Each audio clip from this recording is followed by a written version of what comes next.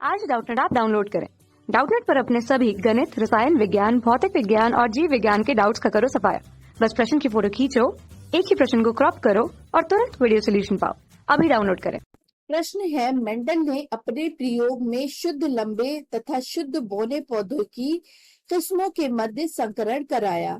इनमें लंबे पौधों के लक्षण प्रभावी और बौने पौधों के लक्षण अप्रभावी हैं। अप्रभावी लक्षण निम्न में से कौन सी पीढ़ी में प्रकट हुए थे?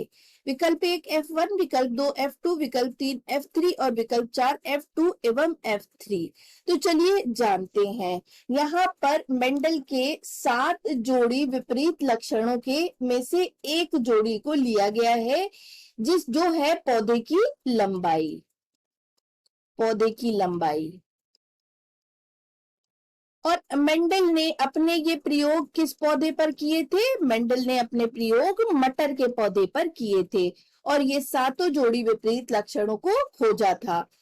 तो पौधे की लंबाई में जो आपके विपरीत लक्षण होते हैं वह होते हैं लंबे पौधे और बौने पौधे। लंबे और बौने पौधे। अब यहाँ पर जो लंबे पौधे हैं, इन्होंने बोला है कि ये शुद्ध लंबे हैं। तो शुद्ध लंबे हैं, इसका मतलब है इनमें दोनों जीन एक समान होंगी। और लंबे हैं तो लंबे आपका एक प्रभावी लक्षण है, जैसा कि मेंडल ने बताया हुआ है। बौने पौधे शुद्ध बौने हैं, तो इसका मतलब है इनमें भी दोनों जीन समान प्रकार की होंगी। और क्योंकि ये अप्रभावी है तो हम इसे स्मॉल टी से प्रदर्शित करेंगे। तो यहाँ पर लंबे पौधे के लिए लिख देते हैं कि ये प्रभावी है और बौने पौधे के लिए लिख देते हैं कि ये अप्रभावी है। तो ये अप्रभावी लक्षण है। अब यदि हम लंबे और बौने पौधे के बीच क्रॉस करवाते हैं, दोनों को हम क्रॉस करवाएंगे, तो क्रॉस करवाने के से पहले हम क्या देखेंगे? हम यहाँ पर युग्मक किस प्रकार के बन रहे हैं ये देखेंगे। तो लंबे पौधे के लिए जो युग्मक बन रहे होंगे वह होंगे कैपिटल टी, और बौने पौधे के लिए जो युग्मक बन रहे होंगे वह होंगे स्मॉल टी और स्मॉल टी।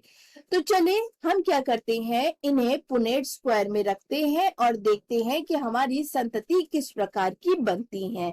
तो पुनेट स्क्वायर में रखते हैं।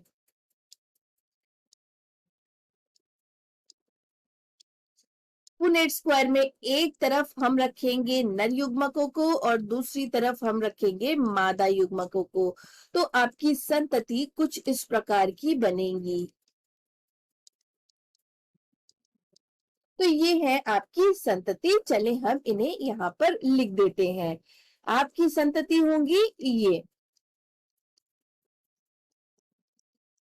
और ये जो पहली पीढ़ी बनी है, दो आपके जनकों के मिलने से जो पहली पीढ़ी बनती है उस पीढ़ी को हम कहते हैं F1 पीढ़ी।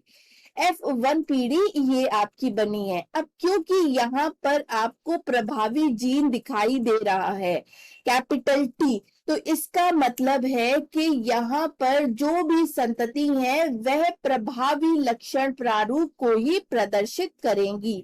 तो प्रभावी लक्षण प्रारूप यहाँ पर क्या होगा? यहाँ पर प्रभावी लक्षण प्रारूप होगा लंबा पौधा। ये भी लंबा होगा, लंबा और लंबा।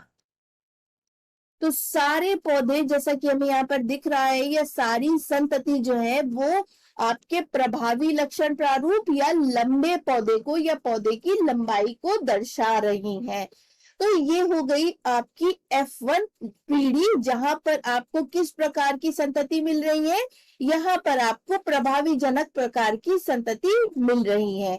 अब यदि हम F1 जो हमारी पीढ़ी है उसको आपस में ही, या हम कहें कि स्वसंकरण करवा दें इनका, तो यदि हम F1 प्रारूप का स्वसंकरण करवाएं तो वह किस प्रकार से होगा? तो यहाँ पर हमने क्या किया है, एक ही पौधे के जो पुष्प थे उनसे आपके पराग कोश से पराग को निकालकर उसी पौधे के उसी पुष्प के वर्तिकाग्र पर भेजा है। मतलब हमने स्वपरागण कराया है। यहाँ पर हमने स्वपरागण कराया है।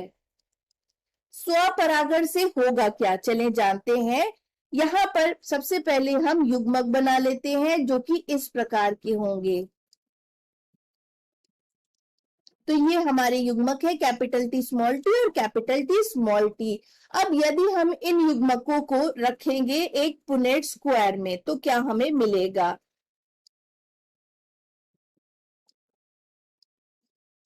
यहाँ पे हम रख देते हैं नर युग्मक और यहाँ रख देते हैं मादा युग्मक। तो हमें यहाँ पर कुछ इस प्रकार की संतति मिलेंगी। तो ये हमें संतति मिली है, चले हम इन्हें यहाँ लिख देते हैं। हमें मिली है ये, हमें मिली है ये और हमें मिली है ये। यहाँ पर यदि हम इनके लक्षण प्रारूप को देखें तो वह किस प्रकार के होंगे? तो यहाँ पर ये वाला पौधा क्योंकि इसके अंदर दोनों प्रभावी जीन है तो ये प्रभावी प्रकार का, या हम कहेंगे कि ये लंबा होगा, प्रभावी लक्षण प्रारूप को प्रदर्शित कर रहा होगा।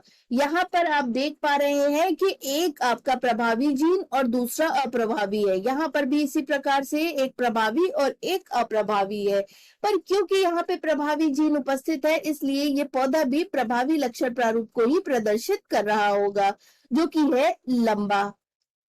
तो ये भी लंबा होगा और ये भी आपका लंबा पौधा ही होगा।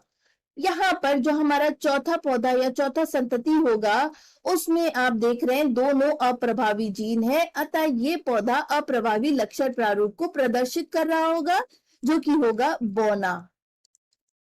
ये जो पीढ़ी है आपकी, क्योंकि ये दूसरी पीढ़ी है इस कारण इसे हम कहते हैं F2 पीढ़ी। अब यहाँ पर F2 पीढ़ी में आप देख रहे हैं कि 3 प्रभावी लक्षण प्रारूप को प्रदर्शित करते हुए संतति है और एक आपके अप्रभावी लक्षण को प्रदर्शित करती हुई संतति है। तो ये 3 है और ये 1 है। अतः यहाँ पर जो लक्षण प्रारूप का अनुपात होगा वह होगा 3:1। तो लक्षण प्रारूप अनुपात है यहाँ पे 3:1। ये हो गया आपका लक्षण प्रारूप अनुपात। तो चलते हैं हमारे प्रश्न की तरफ और देखते हैं कि क्या हमारा उत्तर हो सकता है, क्या सही विकल्प हो सकता है। यहाँ पूछा गया है कि अप्रभावी लक्षण किस पीढ़ी में प्रकट हुए। जैसा कि आप देख रहे हैं ये हमारी थी F1 पीढ़ी जहां पर आपको सारे प्रभावी लक्षण प्रारूप वाले पौधे ही दिखाई दिए थे, और यहाँ पर आप देख रहे हैं F2 पीढ़ी जहां पर 3 प्रभावी लक्षण प्रारूप वाले पौधे तथा एक अप्रभावी लक्षण प्रारूप वाला पौधा दिखाई दिया था। अतः हम कह सकते हैं कि हमें सबसे पहले जो अप्रभावी लक्षण प्रारूप वाले पौधा दिखाई दिया वह था F2 पीढ़ी में। तो हमारा विकल्प 2 जो कि है F2 वह सही विकल्प होगा कि F2 पीढ़ी में हमें सर्वप्रथम आपके अप्रभावी लक्षण वाले पौधे दिखाई दिए थे या प्रकट हुए थे। तो ये था आपके प्रश्न का उत्तर। आशा करते हैं आपको आपके प्रश्न का उत्तर समझ में आया होगा। धन्यवाद। कक्षा 6 से 12वीं से लेकर नीट, IIT, JEE वो एडवांस के लेवल तक 1 करोड़ से ज्यादा छात्रों का भरोसा। आज ही डाउनलोड करें डाउटनेट ऐप या व्हाट्सएप करें अपने सारे डाउट्स 8400 400 400 पर।